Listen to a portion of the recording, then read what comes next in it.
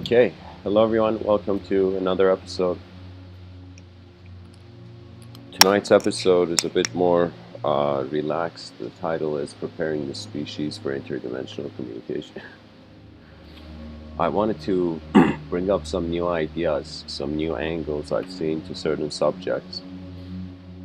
And pretty much in this episode, I'm wondering about a condition in the future. What I mean by that is that I've envisioned something that may happen in the future, and it's motivating me to actually give to share the specific topic for this episode.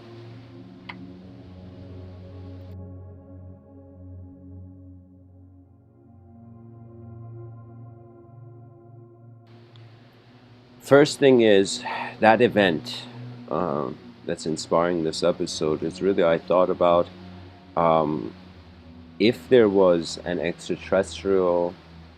For now, there has been nothing. When I'm saying if in the future, if in the future there is an advanced extraterrestrial species, or let's say an extraterrestrial species that is contacting Earth, but let's say there is a telepathic invasion, a sort of telepathic invasion. Let's just think, for example, we're a species, we're creatures on a rock. Just because we haven't had contact, just because we haven't had, in the mainstream extraterrestrial recognition, doesn't mean in the future there will not be a scenario. And I thought about it that we are creatures that we're considering that we have minds, yet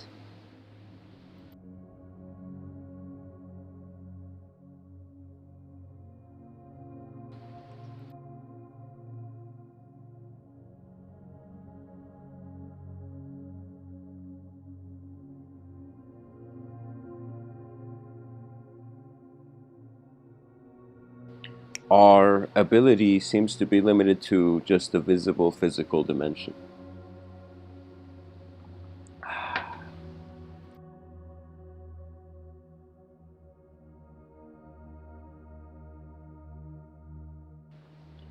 So in the future, if there's a telepathic alien invasion, our species has to know what to do.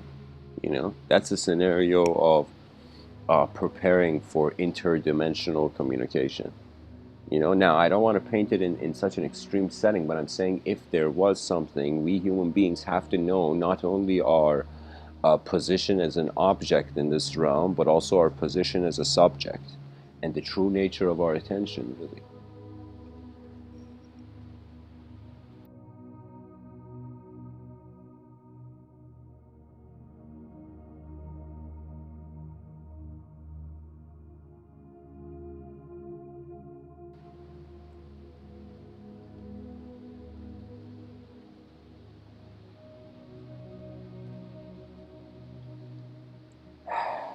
The cool thing is, nothing is set in stone. And because things change, we human beings can come up with models.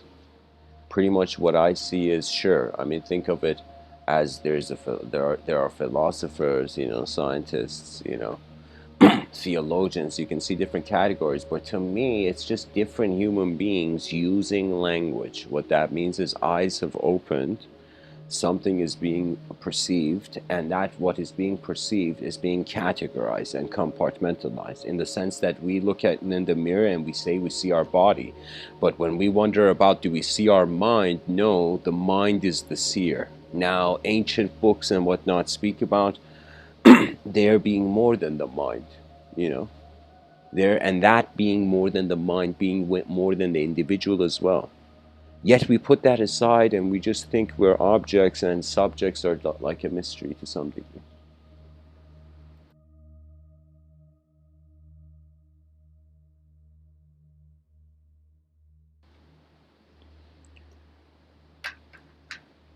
Now that's an emergency situation, but let's say there wasn't an emergency. Let's say that we suddenly realized there was activity, intelligent activity, that wasn't visible. You know how like we don't see Wi-Fi waves? Imagine there was a creaturehood that was invisible to us, you know? in one of my stories, actually it's a story I'm working on, but I'll tell you, in it I perceived that what if on this earth, in a sort of parallel, invisible, same spot kind of situation, there's giants walking the earth and we don't realize it. We don't see these giants. There was of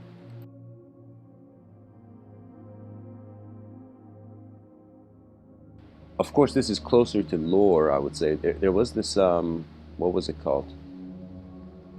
From Studio Ghibli, this incredible animation studio in Japan. They had made this show, I think it was called Princess. I saw this as a kid. It was called Princess Mononoke or something.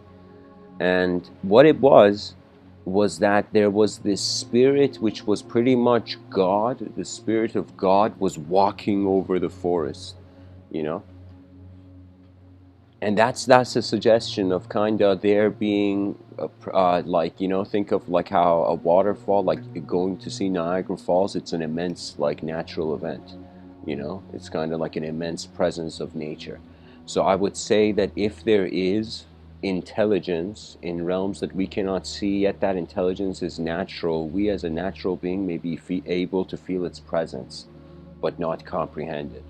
That means an ant can feel maybe a hand of a human being on the palm of a human being, but it can't comprehend the human being. You know,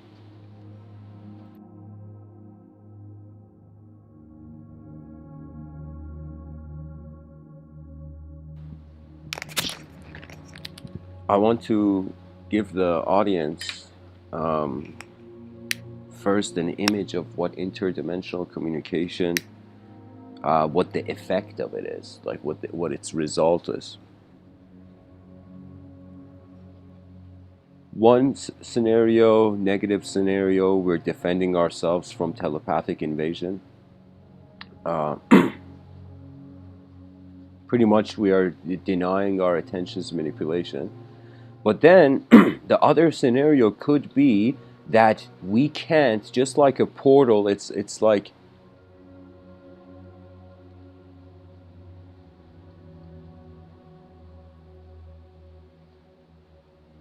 we have to meet, perhaps if there is disembodied intelligence that could influence man, we have to meet in a bridge between the individual object and the collective subject experientially.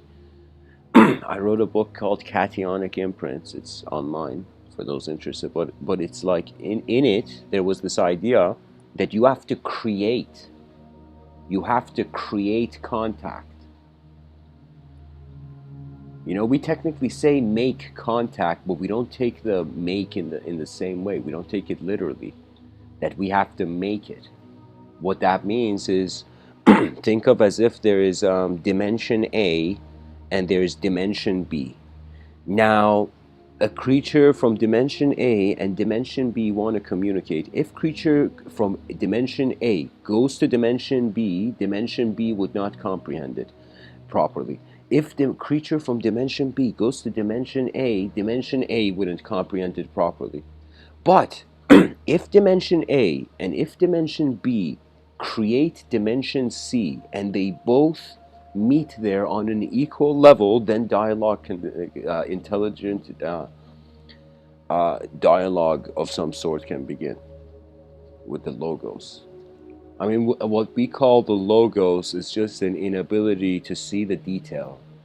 You know, that means there is detail. It's not that it's like the inner realms are just empty. It's not that man's mind is an illusion. The mind is actually the reality. Everything else changing in the attention of the being is the illusion. What that means is if there was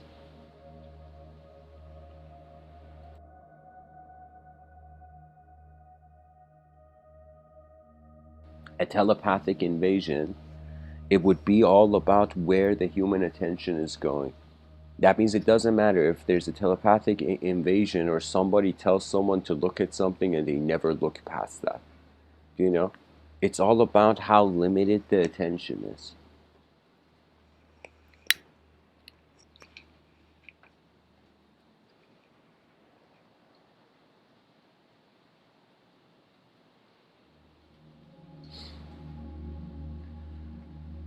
In a good way, what it would mean is like we pretty much co-create a middle world, and that would be interdimensional communication. Technically, would have a creative dimension to it.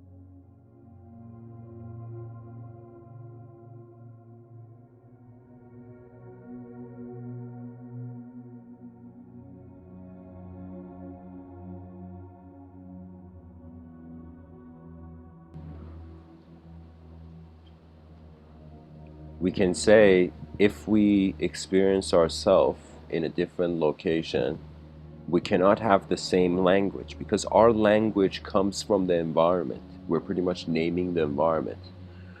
Because we name the environment, if we find ourselves in a different world, we cannot use that same language. What that means is if I suddenly was teleported to a planet that was similar to Earth, and let's say people had pets there, but their pets were like these, I don't know, orbs of light with leashes on them.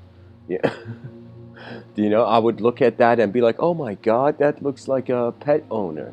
Even though it would be a total different civilization, different planet, different species, but I would see you, I would have the language of the previous realm to kind of relate, but at the same time, the language can't give that world justice. That means it's like if I walk into a portal, for me to judge that world based on the previous world only, or to not create a new language from the new environment, would be a sort of error.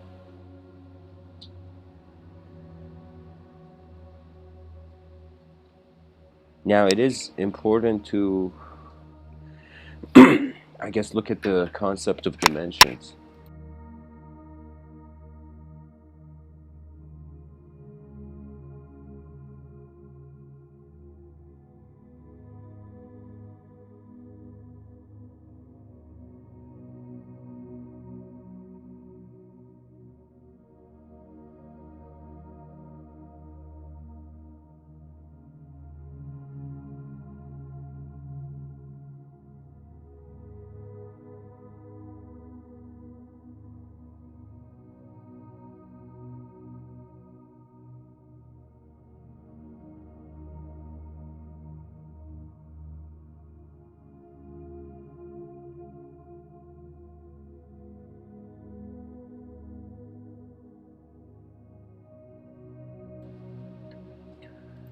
Okay, so guys, first I'm gonna share what the dictionary has to say. Saint Dictionary. Um, so we can look at a dimension as a noun, usually dimensions, a measurable extent of a particular kind, such as length, breadth, depth, or height. A mode of linear extension of which there are three in space and two on a flat surface, which corresponds to one of a set of coordinates specifying the position of a point. Yeah, the X, Y, Z, and the two on a flat surface is the planes. Yeah. And then in physics, an expression for a derived physical quantity in terms of fundamental quantities such as mass, length, or time, raised to the appropriate power. Acceleration, for example, having the dimension of length times time. Yeah.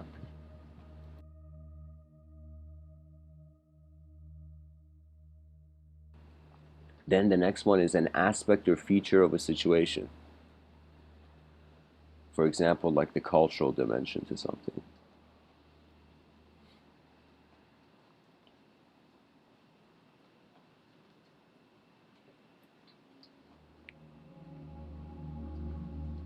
And as a verb, form or shape something to a particular measurement, mark a diagram with measurements. Yeah, it's like for coordination primarily. I'll tell you I shared this with the audience, so now I can very easily share my view on the dimensions.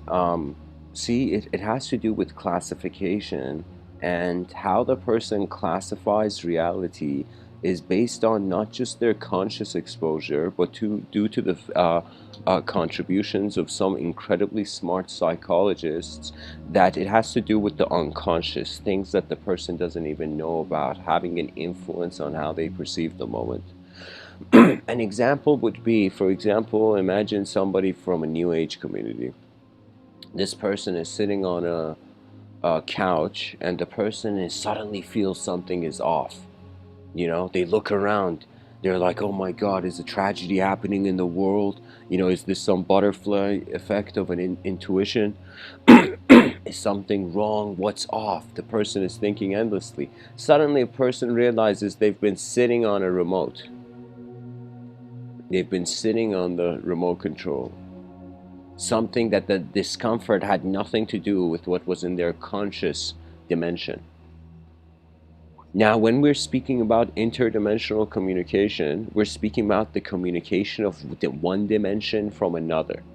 You know, this communication on a physical level would be, for example, I don't know, I mean, this is just using dimensions as a sort of boundary, but I would say it's like we had a satellite recently leave our solar system.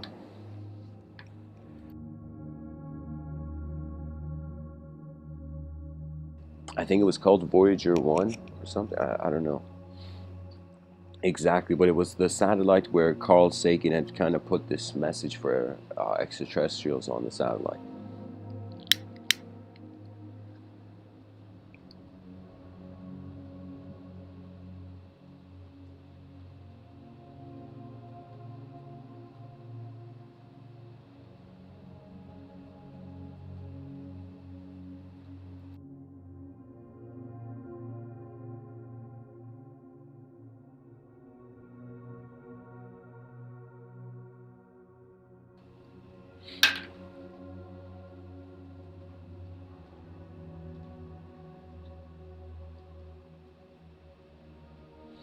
So the communication between dimensions again has to do with the definition, how we're defining the dimensions. How we define the dimensions has to do with our experiences, which are happening between a known variable and an unknown variable. That means in any situation, if there was no unknown variables, you must be God. You either become so non-dualistic, there's no classifying system, you feel divine that way, or the person feels they know all the information in the universe and they don't need to know more, as if like the cup is full to the brim, and then why add more water?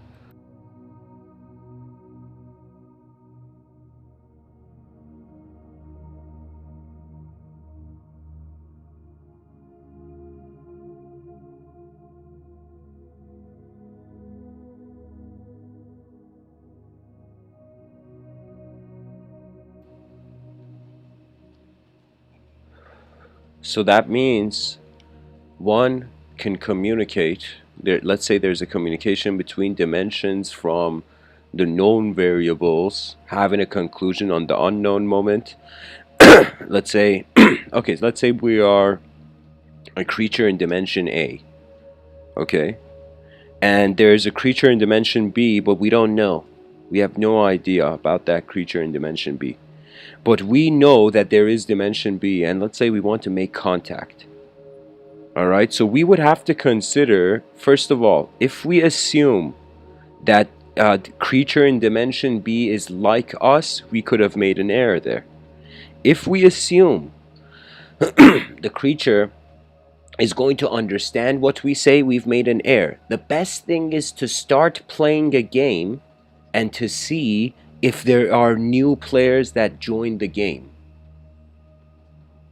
Do you know what I mean? That means it has to be a sort of ideological. I'm speaking about honestly something in the future, so hopefully advanced communicators are listening to me. Because you see, some ideas we require to entertain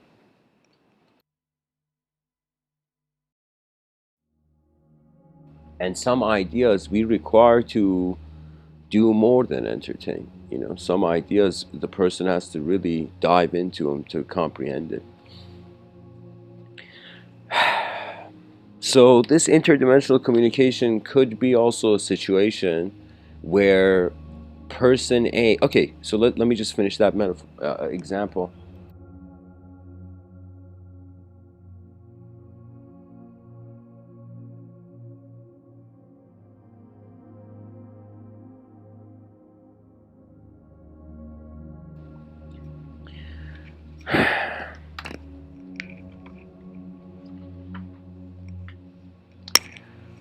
I would say, let me see, how can I complete this example?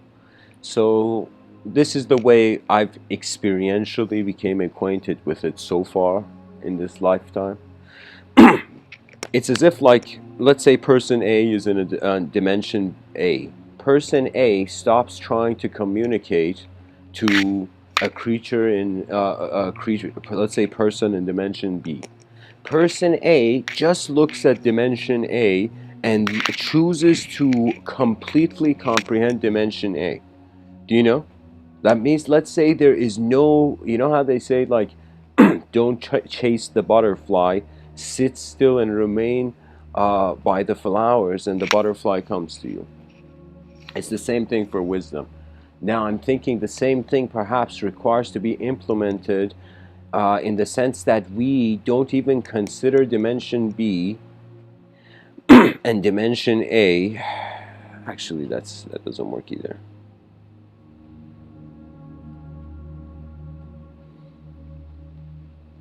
I don't know, for me there was a phase of selflessness. In that selflessness, I noticed a different movement. I noticed my inner realms. After living in accordance to my intuition and inner realms for a while, I went through a phase where I was attached. I would say not attached, but I had this intuitive attachment where I would double check intuitively. And that double check intuitively had to do with something out of everything. It wasn't like there was something magical. It was just that the moment was alive and I would feel in sync with it in a way where there would be no me. It would either be just me, everything is me, or it would be everything is just that. Or the moment is neither and attributeless. These three modes really is when it comes to the relationship of man and his inner realms.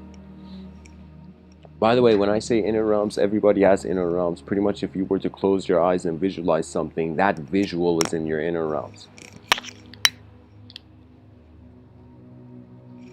If you're a materialist, the inner realms actually start from the outer realms, the brain. But if you're an immaterialist, the inner realms could potentially be here before the outer realms. What that means is we may have way more experience as a mind than as a body. And to communicate as a mind, really, there is no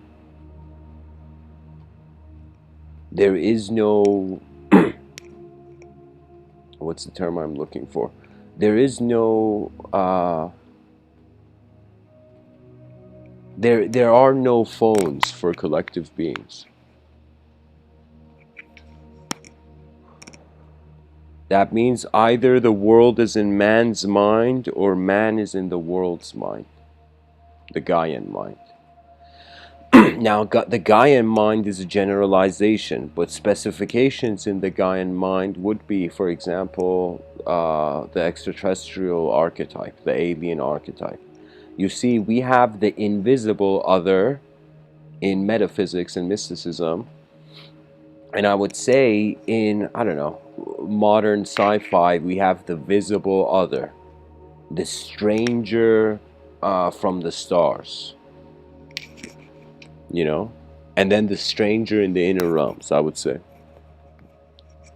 You see, it's about intelligence. We have just conditioned ourselves to communicate with, okay, let's say some human beings are communicating with animals, like, you know, but I would say we have limited the communication only to the visible. And if there is a possibility to communicate with the invisible, either man has to go shouting in a dark room, which is the arrogant, I would say a bit childish, esoteric method, where the person is actually glorifying the invisible. You know, that has consequence, really. When I say glorifying the invisible, in the sense, okay, maybe I should explain this.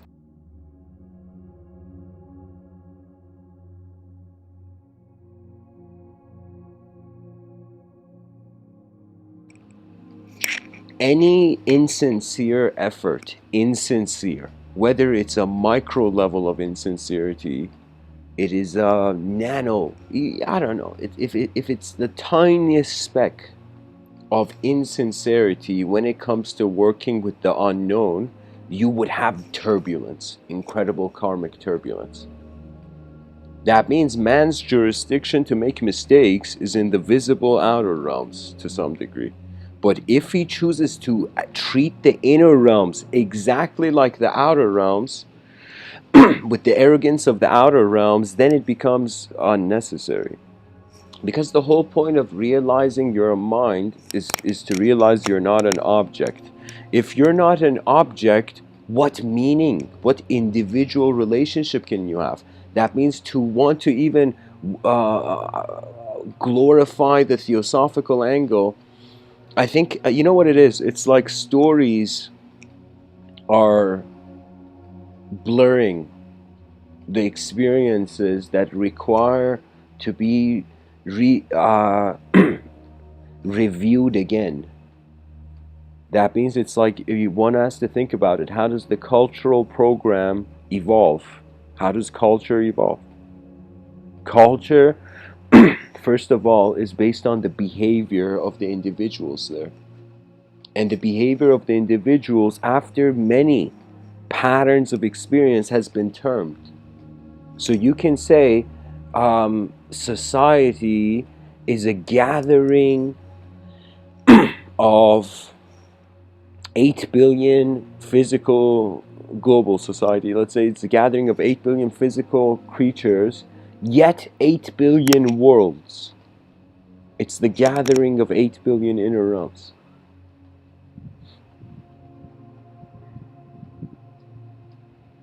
It's kind of cool being a human being, you know? It's as if there's worlds behind your eyes and you don't even know it.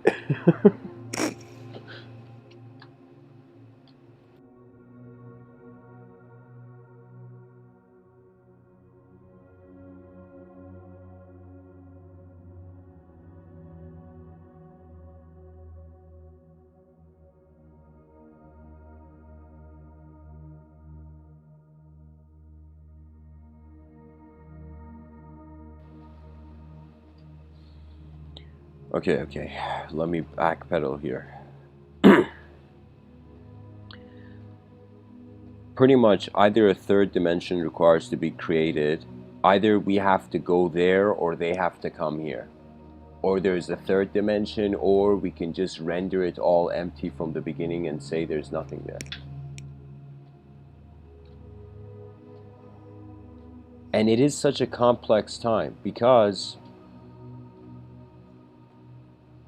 let's just say the world somehow clarified and confirmed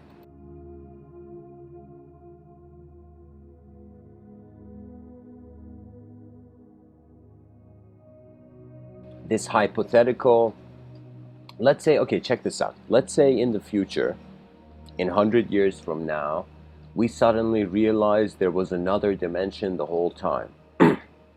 And so we actually make contact, and we have for the first time the experts and the presidents of all nations declaring that there is interdimensional beings, and we're no longer an just a species in one dimension. We have actually creatures that are everywhere in multiple dimensions. Imagine that is declared. Now imagine society casually accepts it. Oh, no way, man. Holy shit. This whole time we were interdimensional. Who knew?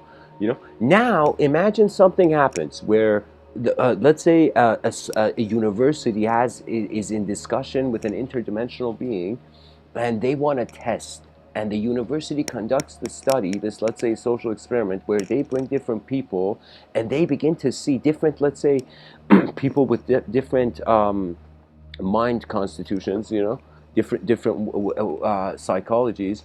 And so these people all come into the room And some of them try to perceive the interdimensional being. Let's say out of these 10 people, okay, 6 of them saw the interdimensional being accurately based on the certain method the interdimensional being had shared, and then 4 of them saw some random illusion interdimensional being, right? They imagined it was like an invisible child of a friend. What am I saying? The invisible friend of a child, you know? The- you know, sorry guys, sometimes I speak too fast. I uh, don't juggle the words properly.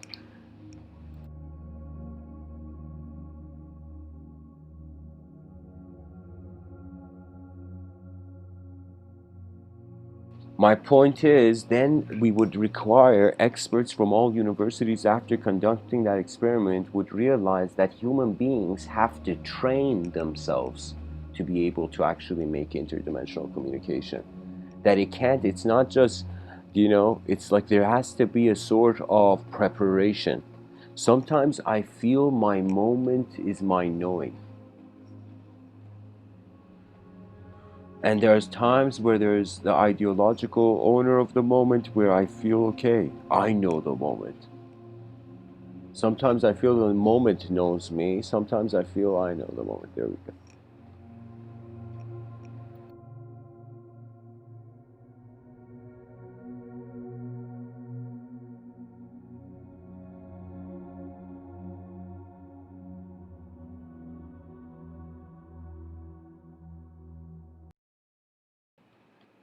You know, guys, I'm going to share something. I have been giving these talks for a couple years now, and it is ridiculous um, how many, how few questions there are on the content. I think it's out of courtesy of people.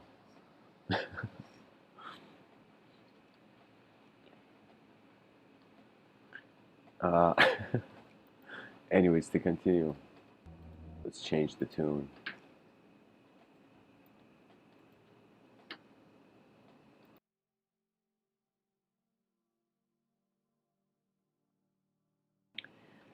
Anyways, what I'm trying to say is interdimensional communication is a skill, and skills require exposure to the experience. That's it. That means a person may think they're a bad cook. I'm telling you, cook 1,000 times, you'll be a good cook. You know, because your mind has 1,000 references of the memory. Something interesting that has happened for me is that sometimes when I've come to give a talk, it's as if it has fit into patterns of other talks I've given before. And I will tell you that we really, if we were to be absolutely free, would seek a sort of subtler urge to express as chaos and order. Now, the issue is in the outer realms, we want order. In the inner realms, it can be a person can have some sort of chaos. And when I say inner realm chaos, I mean there is less consequence. That means a person visualizing themselves breaking something, then somebody actually breaking something are two different things. The violence was kept in the inner realms. In one situation, the violence wasn't in the other, you know. And if we choose to make the outer realms peaceful and instead, you know, I suggested this, that imagine a lot of these bar fights that happen all around the world. I can say these bar fights are, imagine instead of there being a bar fight, there's this virtual reality machine, and suddenly instead a group of people. And the way the virtual reality machine is because it's at a bar, people have to just go stand in these rooms, and they suddenly end up joining this cyberspace sort of simulation. So in the cyberspace, they fight as like, you know, in a battlefield instead of fighting physically and breaking limbs. You know, the body is super fragile, and we know this because everybody dies. I mean, that's the nature of time. It just ends. It's like after some point, it's like time dies, at least, you know, to the viewer. To the eyes of man, man is his eyes, and as long as they're here, is he not?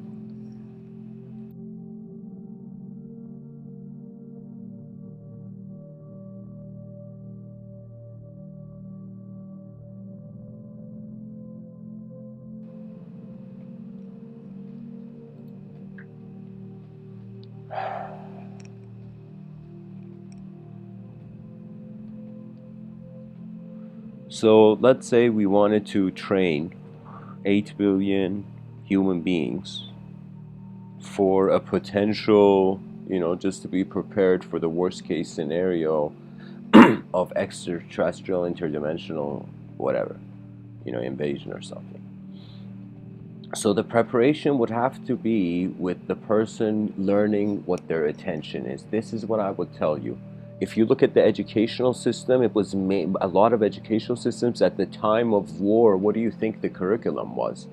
Defeat the enemy. That was it. That means it's like when we look at the educational system right now, many places all around the world, it's as if like the educational system was made by someone who was on a battlefield, had to be in one bunker in the 1900s, UK soldiers had to, British soldiers had to go memorize everything exactly from one bunker, run to the other bunker, and there was maybe Morse code, you know.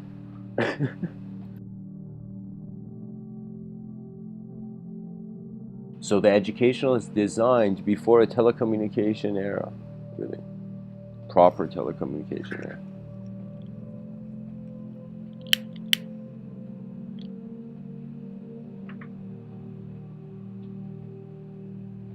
So imagine we create an educational system that focuses on advancing the attention of the person. I would say there should be a couple years early in life where it should be incredible, like concentration being taught to children and not being forced. You see, here's the thing, of course, the educational system is like you can't fit 8 billion human beings into the same jacket. You know what I mean? Like it's like everybody has a different DNA, different approach to life. Hopefully, what the educational system is, all institutions of man in the future, when we become truly, we remember our multidimensional birthright, they're going to become resource stations. So right now, it's like we don't realize the entrepreneurial effort, capitalism. Imagine it reaches a point where the capitalists no longer need money. Nobody needs money, imagine. Money doesn't become the game to play, it surpasses. Imagine communication and discourse. Imagine a conversation becomes more precious than money. Imagine in a civilization, 8 billion human beings being fascinated about their world and what's in it, more than about a sort of systemized approach to survival that is like, okay, in what greater way can we waste our minds and lives, you know? There needs to be at some point a retaliation against what doesn't work. And this has to even occur on an inner level. I have abandoned senses of self. I have abandoned archetypes sometimes. What that means is, let's say a person gets angry and an archetype comes that feels it's justified. This egoic construct arises that feels it's justified, and you're like, okay, how dare you? And the anger wants to be released, and in that instant, it's as if the soul has commanded the mind to stop, and the mind goes silent. And what I mean about the soul is the eyes that cannot be eluded. It is nature. That means before we were all named, we were nature's continuity.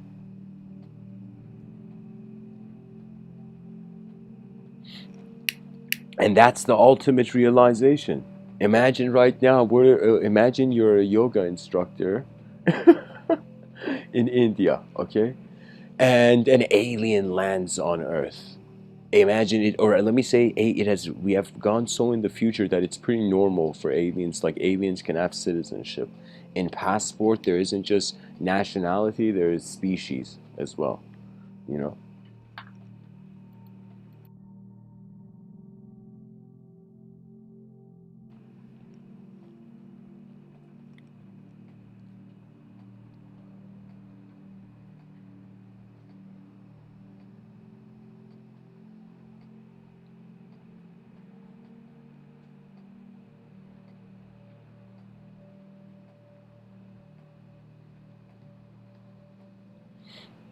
So imagine you're a yoga instructor and an actual alien in the future has attended your class, and everybody, and it's all humans, and maybe let's say, like, let's say there's again 6 humans and 4 aliens there.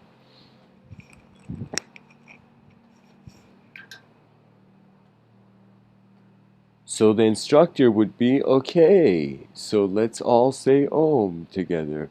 And there's the alien says Om, but it's some next level vocal sound that we've never heard, like, ever, you know? And let's say there comes the philosophy part of the yoga class, let's say. And, you know, the alien is like, tell us about yoga.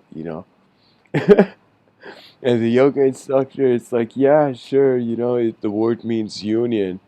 It means that we are inseparable from all that is.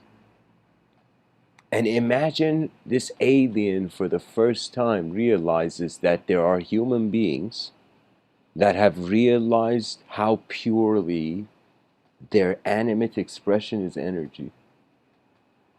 Energy has no owner.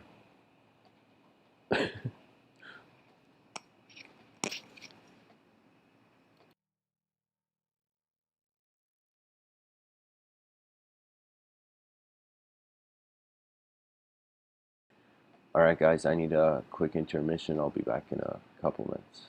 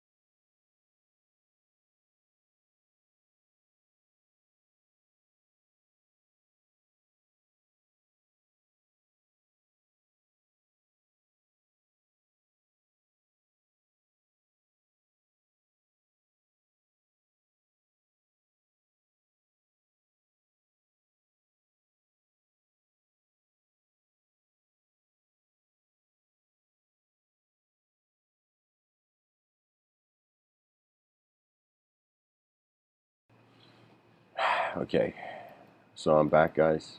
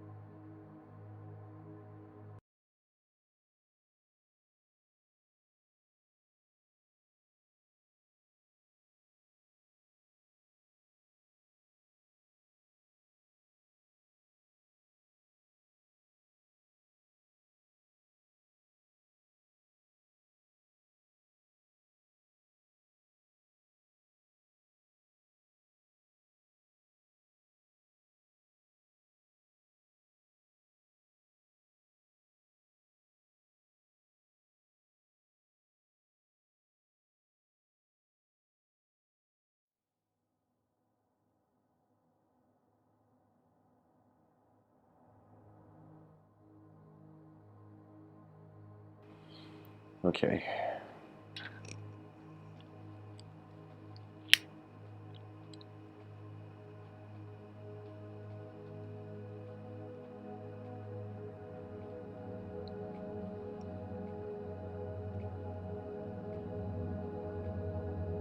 To find ways to advance humanity is the path. Humanity is the greatest game. And we have seen individual misery, we have seen individual success, we have seen collective misery, we have not seen collective success. It is the last missing piece, you know, that human beings should no longer just be entertained with a self contained in words, but to realize the hidden voice of Earth.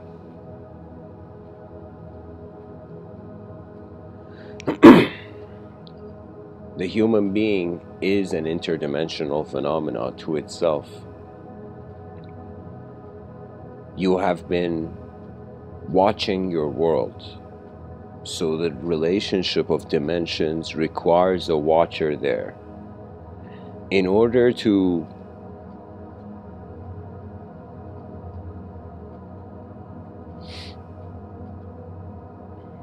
watch the watcher,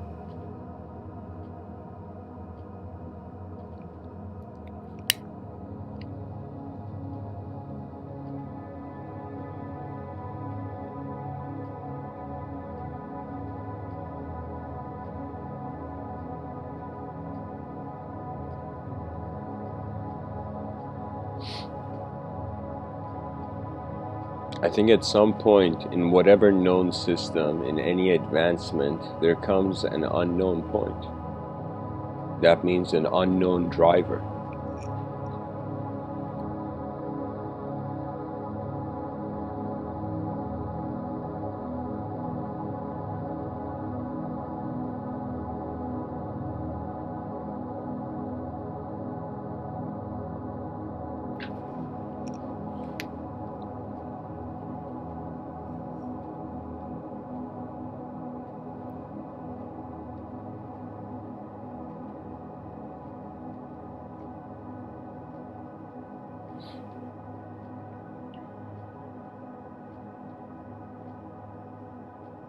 We can say there is this way of communication where rather than just creating a third world, the person becomes the world. That means when I look as an individual object and subject, I can't, I don't know what's going on this planet. I see a very small, percentage of it.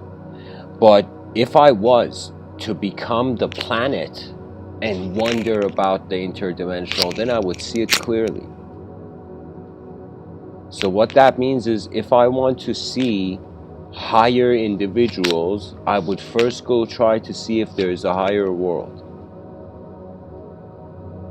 That means either the self has to update or the world has to update. Something has to change from one side of the terminal.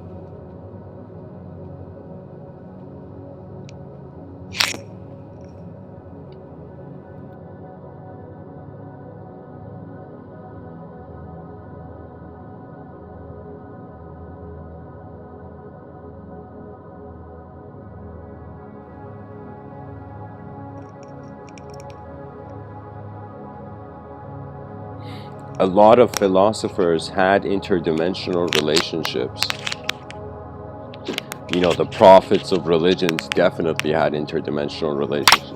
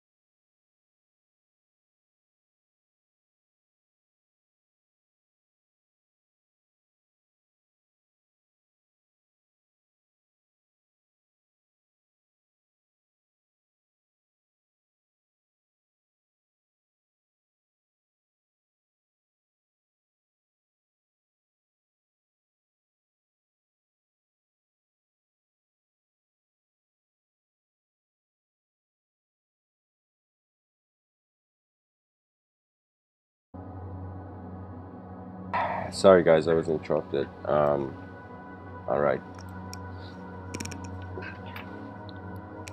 If we have patience, we can see way more than if we didn't. Anyways, guys, interdimensional communication. Let's take this somewhere. Pretty much different possibilities. First of all, how many different kinds of dimensions are there? Are the dimensions based on us, or are the dimensions based on the world? Do you know? If there's interdimensional communication possible, does that mean we are an interdimensional being from the beginning? You know, if there's collectivity possible to become a collective being, let's say, does that mean we were collective from the beginning? Why is the possibility there? Do you know? That means when you really think about human intelligence, if people really go back to their earliest memory, they'll notice that they woke up as an individual. It's like there's the physical birth, you know, physical existence.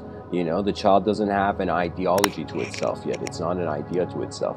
Then there comes a consciousness that there's a personhood. So when I look at the earliest way I was a person, it was like I suddenly woke up from a dream of non-existence.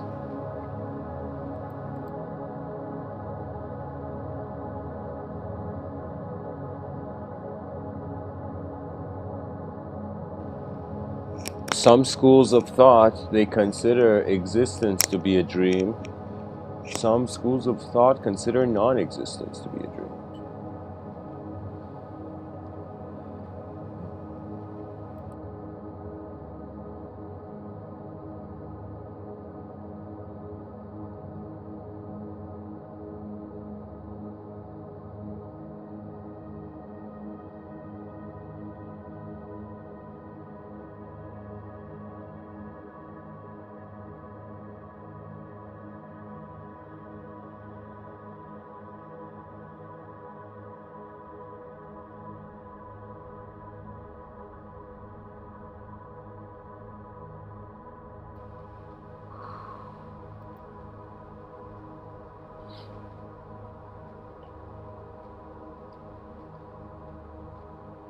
You know, here's the fascinating thing. Even if we had an incredible materialistic perspective,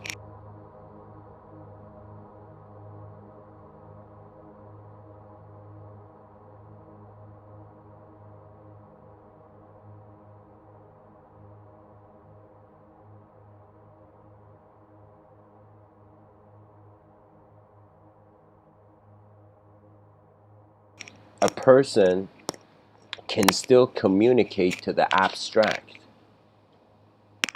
You know, that means, imagine that example I said earlier about a university conducting this test in the future to see if how many people out of 10 people see the interdimensional being. I would say a child can communicate to an imaginary being, and let's say in that metaphor, in that situation of the university with the interdimensional being social experiment, it would be something where in that hypothetical situation, a person can communicate to an actual interdimensional being, a person can communicate to an imaginary construct. And it all depends on how much the person notices what they're communicating to is different than them. Usually we bond over commonalities, but I would say in the inner realms it's the opposite. Really just from noticing the common, then you can move and perceive the uncommon. You know?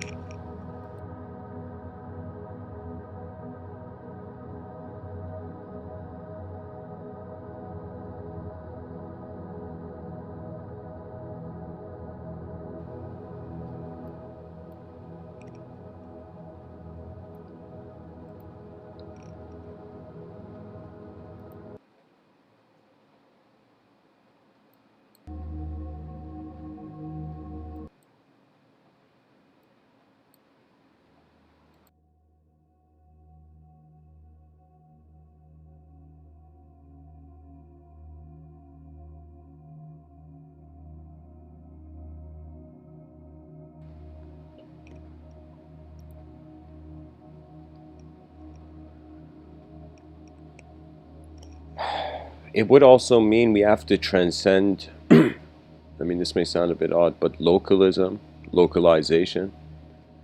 Our reality really is based on location. That means if somebody tells you, where are you, you say you're on Earth. Now, if it's an interdimensional situation, somebody would ask you, where are you? And you'd be like, I'm on the, I don't know, 722nd Earth. Do you know? If there were different dimensions, I'm saying. So interdimensionality does bring a question of the location, how we have to interpret location. If we say the location's meaning, true essence is from the mind is generating location. So what it is like there is no such thing we can even say as, from a certain viewpoint right now I'm seeing, you can say there is no extraterrestrial contact. There is just the unknown, the known sandwiched between the unknown. Two different types of unknown realms. What it is the dimensions have siblings. And if they have siblings, they have familiarity. And really, when I think about really far into the future, guys, I think there may be the sound of lightning, but just letting the viewers know.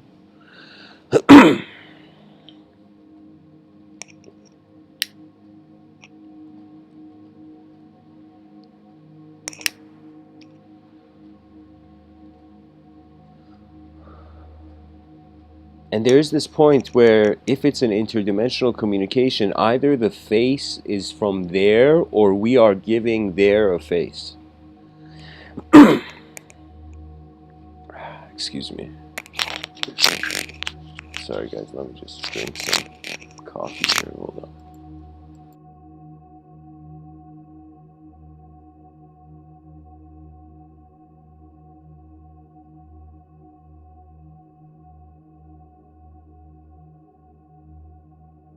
We can say there could be an example of non-human interdimensional communication.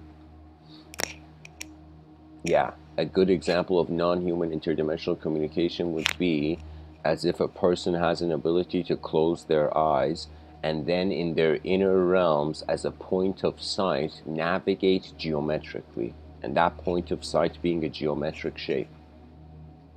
Personally, I have moved in my inner realms as a geometric shape, and everything is geometric. I will tell you that it's like a camera. It's like a camera we haven't zoomed in yet. The more we zoom in, the physics of the realm becomes geometry. The more you zoom out, a human being's just chilling, you know?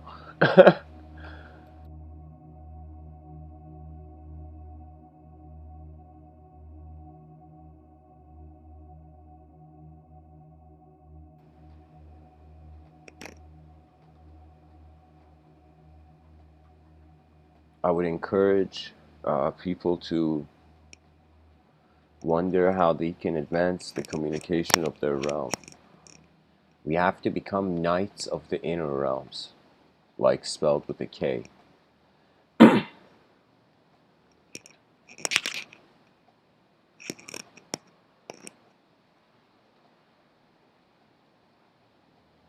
As knights of the inner realm means that for the first time, creatures have to care for their potential collective intelligence. As simple as that. We don't have to just care for how the tribe is now. Not only people have to care about their world now, we have to care about where the world is going to get to. We have to raise our civilization. Imagine humanity is a young child and it has 8 billion parents. 8 billion guardians. We are the guardians of the rare flame of intelligence in this universal sector. I would say that geometric movement in my inner realms, it is involuntary at times, and when I say involuntary, because I let it be. What does that mean? That means the person has an ability to, let's say there's a table in front of you and there's a bunch of stuff in it. The person has an ability to sit at the table and just look at the stuff, sit comfortably, or the person has to organize everything on the table first, then sit down and look at the stuff. Those people who organize everything first, then sit down to look at it, will actually never see, because they don't get to see how it is before their interference with it. So sometimes intelligence would be, um,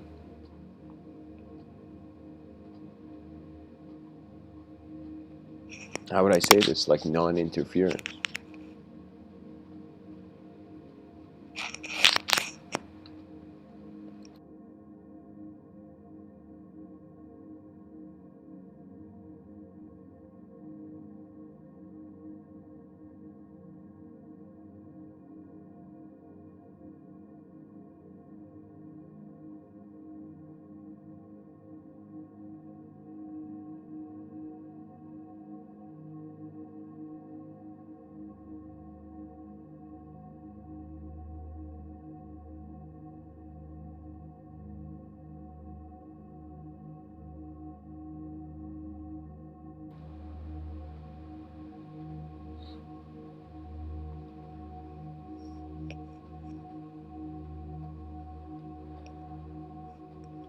Pretty much, to pilot your attention in this plane of existence or whatever possibility, the person has to get themselves acquainted with 4 modes of reality, I would say.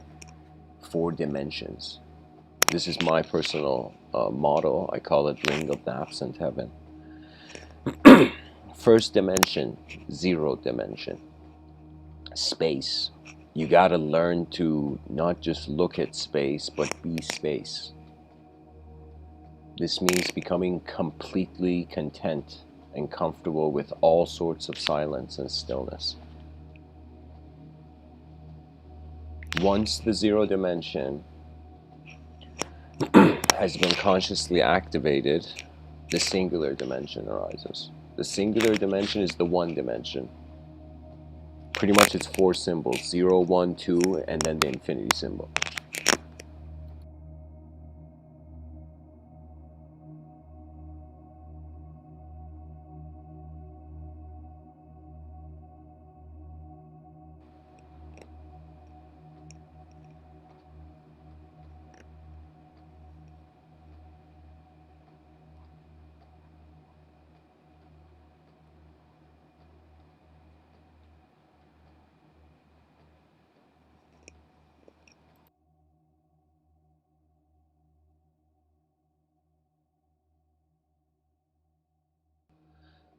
Of reality, I would say.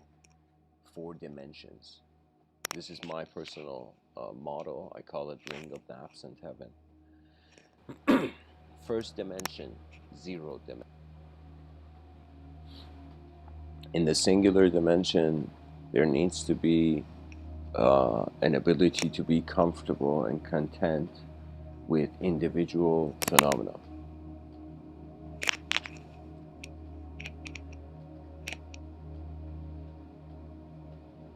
That means you have to be comfortable, not you have to be, you become comfortable with everybody being an individual, with yourself being an individual, with the planet being individual, with there being the concept of universe and individual. You become comfortable even with the idea of oneness. Everything is oneness. The whole cosmos is one singularity, singular event.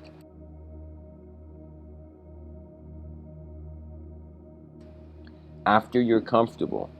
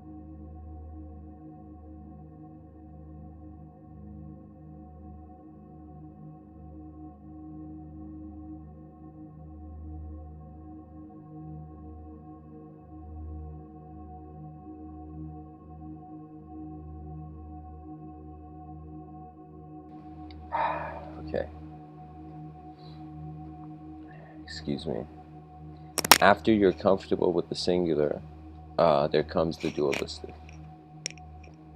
the two dimension. That means your intelligence begins realizing there is chaos and order, and every phenomenology, every singular phenomenology in the void can be given an access.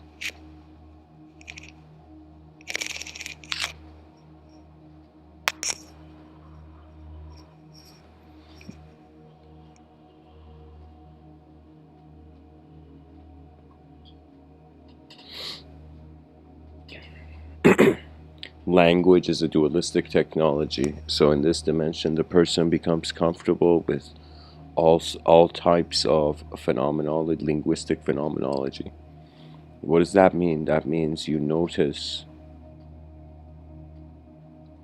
the fullness and absence to any systemized approach.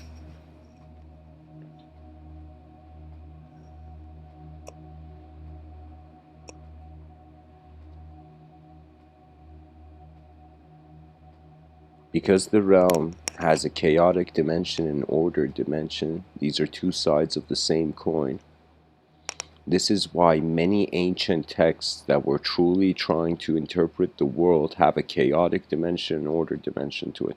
So they're paradoxical. Think of certain paradoxes in literary works as symmetry, universal symmetry in conceptualization.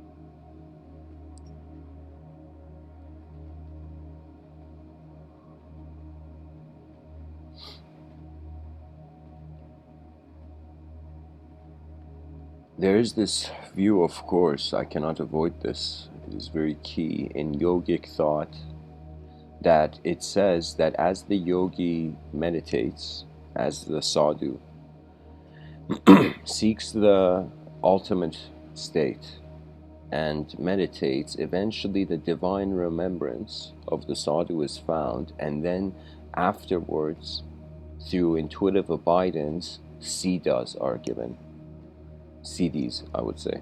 Excuse me, CDs. Not CDs, like SIDDHI. Something like that.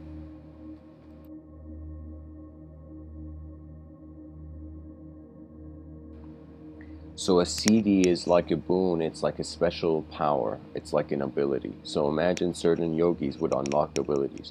But the ancient text would say you must not use these abilities. Why? Because there's consequence. Because if you still are using an ability, you haven't realized you're the ultimate, right? But there is also this notion that simultaneously in yogic thought, there is abidance with nature. And the human being is on some level exerting ability, whether it's great ability or not. When that we realize there's a sort of intelligence to the field of activity where all these knowers are roaming in an unknown system, in an unknown simulation, I would say in that approach, it would be that if you realize there is no self, there is no power you can use to misuse. That means those who know how to use a tool, they don't have to be afraid of the result of the tool. But those who don't know why they have the tool in their hand and they're given the tool too early, they can misuse it, and that has a sort of karmic turbulence to it.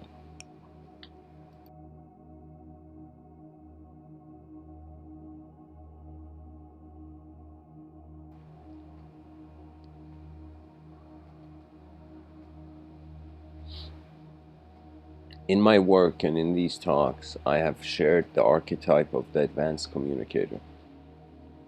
And I can tell you the advanced communicator is the being who has realized they are the advanced communication of their universal sector. One can say every living being is a mysterious work of art of nature.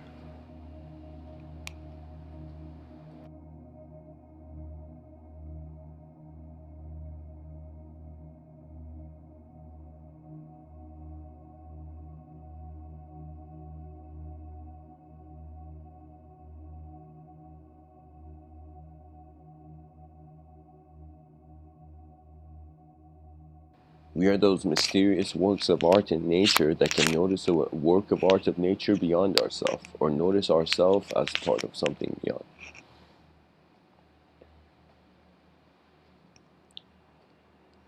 I would say eventually, I mean, think about you just fast forwarded 2020, I don't know, let's say it was 2222.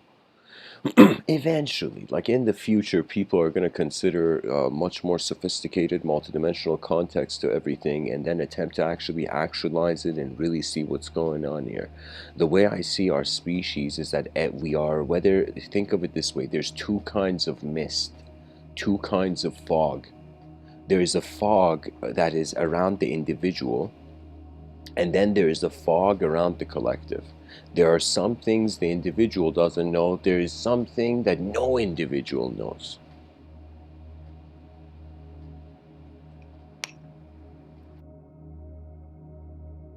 And if it is to be known, you can't know it as an individual.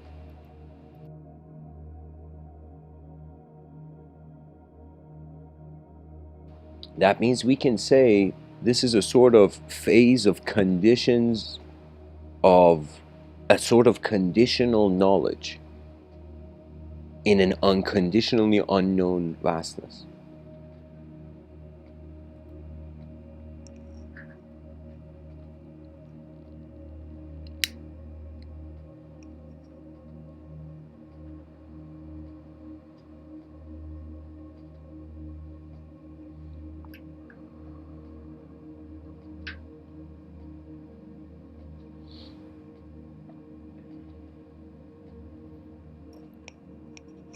I had this theory, guys. Theoretically, I felt this could work.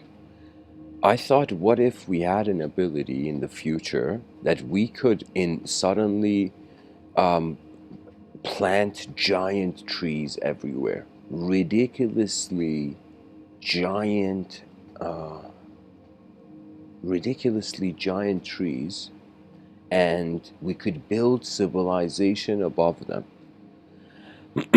I think that would be the coolest thing. That would be the precursor to uh, a skyborne civilization. A skyborne civilization would mean that I saw a video of this hoverboard, and when I say hoverboard, it was more like a jetpack hoverboard, and the person had two jetpacks also connected to his hands, and he was just hovering above the water. So there was jetpacks behind him and on his back, and there were jetpacks on his hand, and it made perfect sense. A sort of three angles of control and maintenance, just like a bird. So I saw that, and I thought if we were in these cities, were in these cities and these giant trees in the future, we would totally be flying to parts. It's like back in the day, we'd be like our ancestors had to get on horseback, and now we just have to, fly in the sky literally to the next town. It would be incredible. There's this much sky here, but we're walking on the land only. Like there will definitely come a time where if we can create giant trees, we can create an incredibly cool civilization. Because let's say it like this. Let's say everybody became a robot. Let's just say that. And let's say we were robots with egos. Some sort of program called ego we had. You know? And so, as these robots, we were living inside houses like human beings, let us say, and we were like, all right, let's create an outline of nature. That means, here's the thing, because we've started as a natural phenomena, we fear the unnatural. But let's say we became the unnatural and we were the unnatural for so long that we got bored of being unnatural. We wanted to be natural again.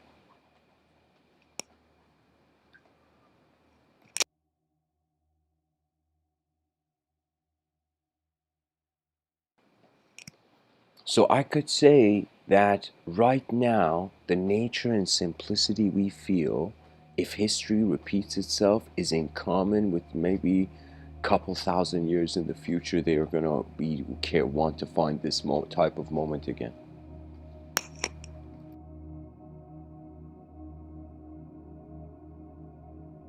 Nature is not forgotten, you know. Guys, before I end off, I'm just gonna read an essay I wrote in 2017, and then to silence we return.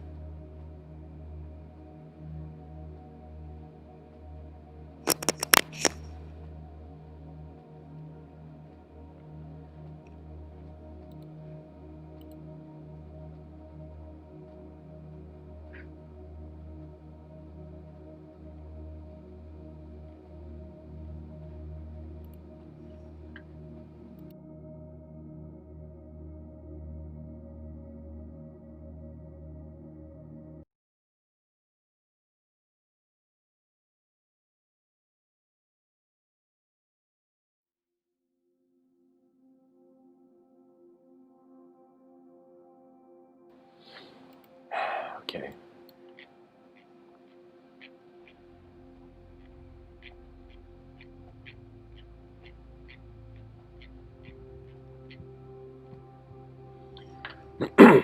The next, okay, actually, I'll read this one. So, guys, this essay is titled Speaking the Language of Existence. I wrote it in 2017, keep that in mind.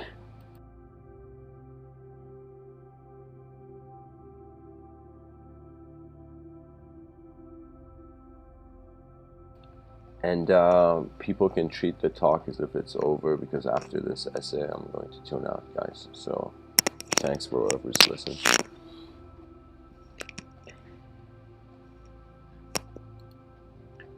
The essence of the source of language is a self-realization beyond words. When you see people walking outside what distinguishes their intelligence? Or even this question can be asked in another way.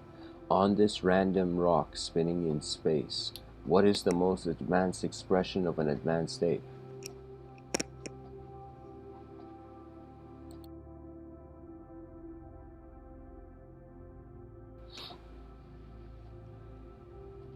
The answer seems to be the catalyzation of self-awareness induced by sophisticated math noises that recreate the world in accordance with collective being and objective shifts. In other words, what seems to be so fascinating about a person walking outside is how advanced their communication is and how advanced they are in awareness to it. What this means is that when I look at how I exist, I revealed for myself the multiplicity of in quotations subject and in quotations object to be void in the same moment. That means we exist objectively with biological bodies, but also simultaneously we exist through the language of conscious recognition. What this implies is that our conscious existence is emptier than we think, and if we, as a civilization and all that we are, just focus on empty ideas, we have chosen to be blind by not sincerely exploring the truth of the universe that we are.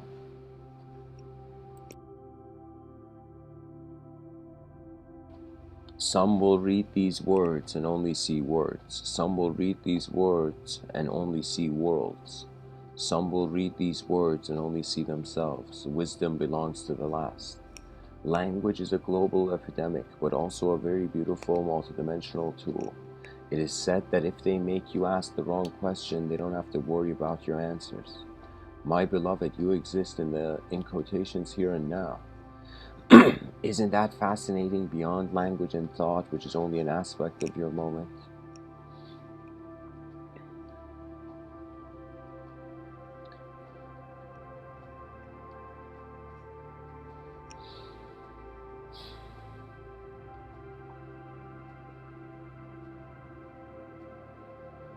The hardest secret truth to accept is that all wars are in the mind. Bless the Buddhas of compassion who speak through their silent nature and hold flowers as silent sermons.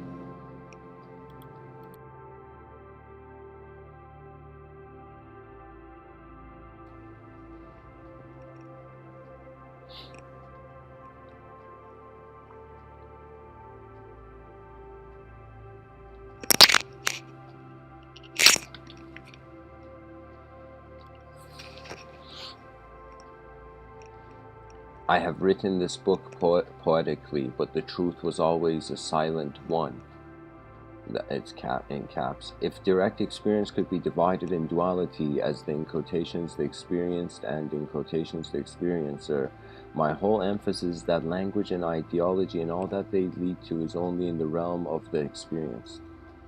The experiencer, which can be playfully said to compose 50% of your direct experience, is untouchable by conception and duality, for it is the observer, the seer, and the experiencer of duality.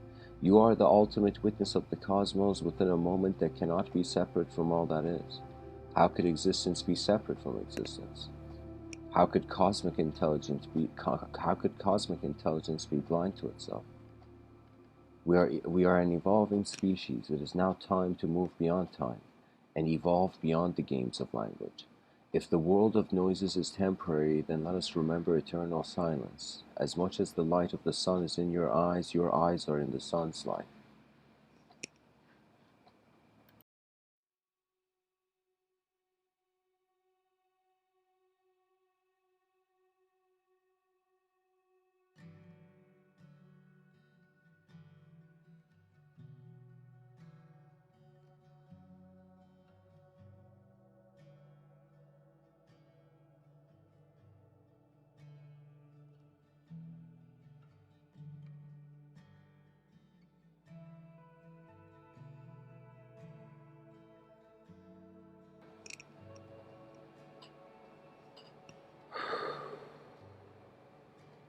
Sight is made of starlight and its absence. Those who are wise align with nature and become in tune with their moment's natural presence. This is always simpler than you think. Enlightenment has no special technique. Just be still and silent, and the nature of the truth of truths shall through its own divine grace reveal itself to you. Let wisdom be rediscovered within. You're a conscious being, and that means you have the eternal sight. Your moment of being is not just speaking the language of existence, it is also listening as all that is. Did mankind get obsessed with language too soon? Only the transcendentally aware will be able to answer as their own truth. Life is a moment of being, and the witness cannot be formed when there is.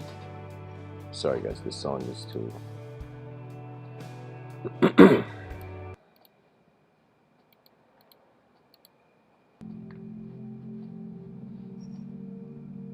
Okay, this works.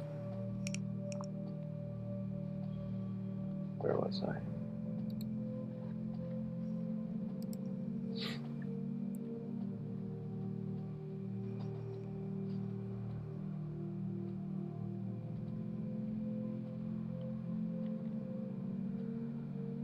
I'll read that again. Your moment of being is not just speaking, or actually, wait, where was it?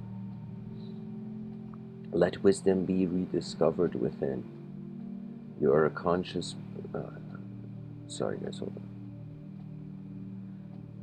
I'll read it from here. Enlightenment has no special technique. Just be still and silent in the nature of the truth. Of truth shall through its own divine grace reveal itself to you.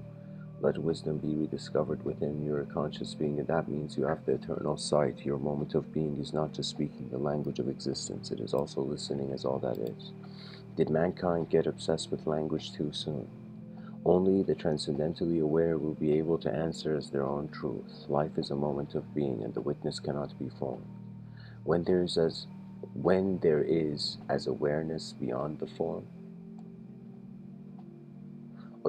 When there is awareness beyond the form, or when there is as awareness beyond the form.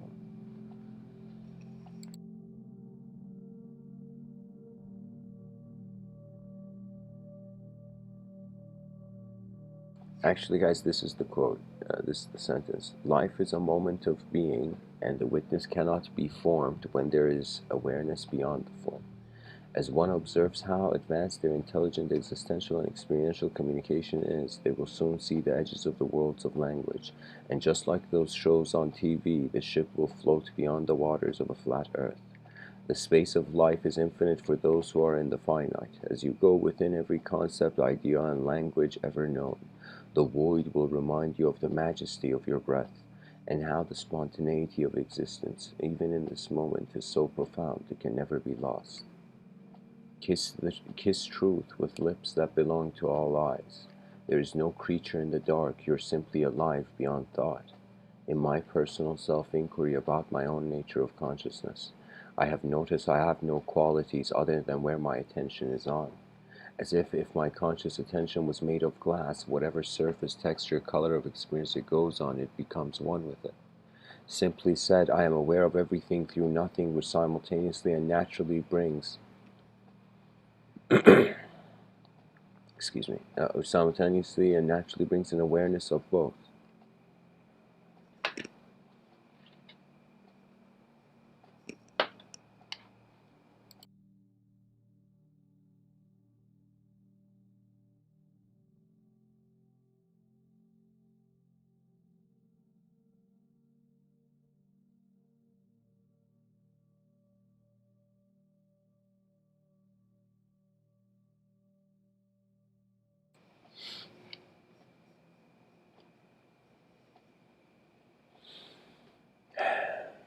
There are multiverses within us, and we don't even know it. Life is not something to have a conclusion, it is an unlimited effort beyond duality's dreams. Could it be that to realize there is no awakening is the awakening? And the essay ends, and the essay was from the source of language, guys. It's unpublished, but one day. Anyways, guys, thanks for listening. I hope this episode was helpful. Much blessings and those.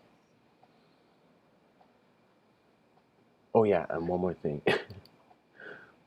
About the title, Contacting New Languages, it could be that a new language needs a new world. So, contact technically is a new world in any sort. So, technically, contacting new languages, I mean, let us say there's a way, at least in the inner realms, like by the mere whim of an attention, realms of geometry can appear. But I would say, so it would technically be language in higher dimensions as a being, and contacting it is technically a new language. In our minds, at least. Anyways, guys, thanks for listening. I hope this episode was it was what it needed to be. Blessings.